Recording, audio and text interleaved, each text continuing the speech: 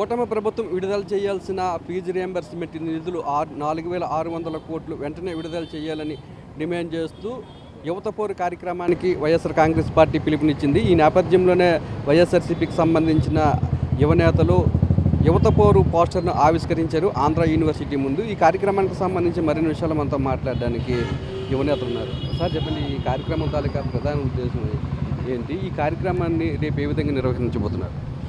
ఏదైతే రేపు జరగబోయేటువంటి యువత పోరు కార్యక్రమం ఉందో, ఈరోజు ఈ రాష్ట్రంలో ఈ కూటమి ప్రభుత్వం ఏర్పడిన తర్వాత ఈరోజు నిరుద్యోగులు ఎంతమంది ఉన్నారు, విద్యార్థులు ఎంతమంది రోడ్డు మీద ఉన్నారు, ఈ రోజుకి ప్రభుత్వం ఫామ్ అయి సుమారుగా 9 నెలలు పూర్తి అవుతుంది.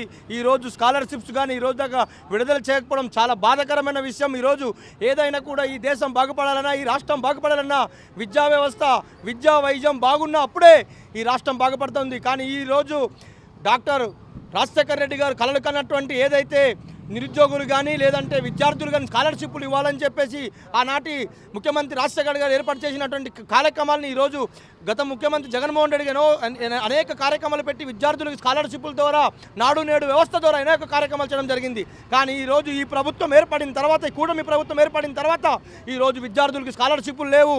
ఏదైతే జగన్మోహన్ రెడ్డి గారు ముందు చూపుతో ఈరోజు మెడికల్ కాలేజీలు ఏర్పాటు చేశారో ఈ మెడికల్ కాలేజీని కూడా ప్రైవేటీకరణ చేసేటువంటి పరిస్థితులు ఎన్నో చూస్తూ ఉన్నాం. కాబట్టి తప్పకుండా ఈ ప్రభుత్వానికి బుద్ధి చెప్పే విధంగా రేపు జరగబోయేటువంటి యువత పోరు కార్యక్రమానికి అనేక ప్రజా సంఘాలు అందరూ కూడా ముందుకొచ్చి ఈ కార్యక్రమానికి మద్దతు ప్రకటించాలని చెప్పి మీ ద్వారా తెలియజేస్తా ఉన్నాను. అంటే ఎన్నికలకు ముందు ఒక మాట, ఎన్నికల తర్వాత మరో మాట మాట్లాడుతుందని మీరు అనుకుంటారా కూటమి ప్రభుత్వం?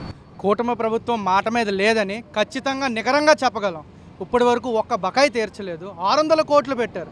4,600 కోట్లు బకాయిలు తీర్చాల్సిన పరిస్థితుల్లో 600 కోట్లు అసెంబ్లీలో పెడితే ఎట్లా అవుతుంది? పూర్తిగా మాకు తీర్చాలి. విద్యా దీవెన లేదు, వసతి దీవెన లేదు, కాలేజీలు ప్రైవేటైజేషన్ చేస్తున్నారు. అట్లయితే మనం ఏ రకంగా అభివృద్ధి చెందగలం? ఆంధ్రప్రదేశ్ ఏ స్థాయిలో ఉండేది జగన్మోహన్ రెడ్డి గారు తీసుకొచ్చి ఏ స్థాయిలో పెట్టారు, ఈరోజు చంద్రబాబు నాయుడు గారు దాన్ని అణగదొక్కుతున్నారు. ఈ రోజుల్లో ఈ పరిస్థితి అయితే విద్య లేనిదే ఆంధ్రప్రదేశ్ లేదు, విద్య ఉంటేనే ఆంధ్రప్రదేశ్ ఉంటుంది. విద్యార్థులందరికీ కూడా న్యాయం జరగాల్సిందిగా కోరుతున్నాను. నిరుద్యోగ వృత్తి కూడా నెలకు 3,000 ఇస్తామన్నారు అధికారంలో వస్తే. ఇప్పటికీ 9 నెలలు దాటింది. ఈ 9 నెలల్లో ఒక్కొక్క నిరుద్యోగికి 27,000 రూపాయలు బాకీ ఉంది. దీన్ని కూడా వెంటనే వారి ఖాతాలో జమ చేయాలని మీరు డిమాండ్ చేస్తున్నారు. విద్యార్థులకి దిక్కులేనప్పుడు నిరుద్యోగుల పరిస్థితి ఏమంటారు మీరు? 3,000 రూపాయలు ఏ ఒక్కరిని చూపించండి 3,000 రూపాయలు పడింది. వాగ్దానాలు అన్నీ అబద్ధం. ఈరోజు వాగ్దానాల్లో బతుకుతూ అబద్ధమైన వాతావరణంలో బతుకుతున్నాం మనం. కూటమి ప్రభుత్వమే అబద్ధంలో బతుకుతుంది. ఏది ఒకటి కూడా నిజం లేదు, ఎక్కడా కూడా న్యాయం అనేది లేదు ఈ రోజుల్లో. ఇప్పుడు న్యాయం అనేది ఉంటే ప్రభుత్వం దిగొచ్చి 12వ తారీఖు మేము కలెక్టర్ గారికి ఈ ధర్నా చేసి చూపిస్తాం. ప్రభుత్వం అనేది కిందకి వచ్చి మాకు ఈ బకాయిలన్నీ చెల్లించి 12వ తారీఖు నుంచి ఆ రోజే లేదా ఆ వారంలో ఎప్పుడు మాకు బకాయిలు చెల్లిస్తారో ఒక డేట్ ఇస్తే విద్యార్థులందరూ కూడా ఈ పోరు ఆపి శాంతిచ్చి ముందుకు వెళ్తామని కోరుతున్నాం. సార్, రానున్న రోజుల్లో విద్యార్థి సమస్యల మీద కానీ యువత సమస్యల మీద కానీ ఏ విధంగా వైఎస్ఆర్సీపీ ముందుకెళ్ళబోతుంది? ఈ రాష్ట్రంలో ఏదైనా సరే ప్రజాస్వామ్య దేశంలో ప్రధాన పక్షం లేనప్పుడు ప్రతిపక్షమే చేస్తుంది. అలాంటి సమస్యల మీద పోరాటం చేసే గళం ఏదైనా ఉందంటే అది ఒక వైఎస్ఆర్ కాంగ్రెస్ పార్టీ ఇప్పుడున్న పరిస్థితుల్లో. దీనిలో భాగంగా దాని అనుబంధ విభాగమైనటువంటి వైఎస్ఆర్ విద్యార్థి విభాగం ఈ రోజున ఈ యొక్క సమస్యని రాష్ట్ర వ్యాప్తంగా అన్ని జిల్లాల కలెక్టర్ల దగ్గరికి తీసుకెళ్ళి వాళ్ళకి ఈ యొక్క సమస్యల్ని నివేదించడం జరుగుతుంది. మేము చెప్తున్నాం, ఈ యొక్క విద్య అభివృద్ధి చెందాలంటే నిధులు విడుదల చేయాలి. గత ప్రభుత్వంలో నాడు నేడు, తర్వాత అమ్మఒడి, అనేక రకాల కార్యక్రమాల్లో వసతి దీవెన, విద్యా దీవెన కార్యక్రమాలు ఇచ్చారు. ఇవి కాకుండా మెడికల్ కాలేజీలకు సంబంధించినటువంటి ప్రైవేట్ మెడికల్ కాలేజీలు తీసుకొస్తామని చెప్పి సత్యకుమార్ గారు చెబుతున్నారు. అసలు ఉన్న 7 గవర్నమెంట్ కాలేజీలు రావాలి, అవి కూడా ఆగిపోయినాయి. ఇలాంటి వాటి మీద దృష్టి పెట్టాల్సింది పోయి ఉన్న నిధులే విడుదల చేయలేని పరిస్థితి.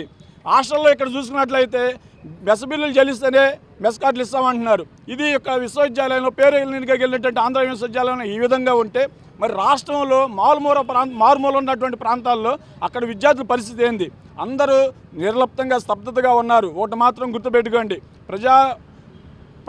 ప్రజాస్వామ్యంలో ఏదైనా కానీ ప్రజలు చల్లగా కామ్గా ఉన్నారంటే అది పొరపాటే.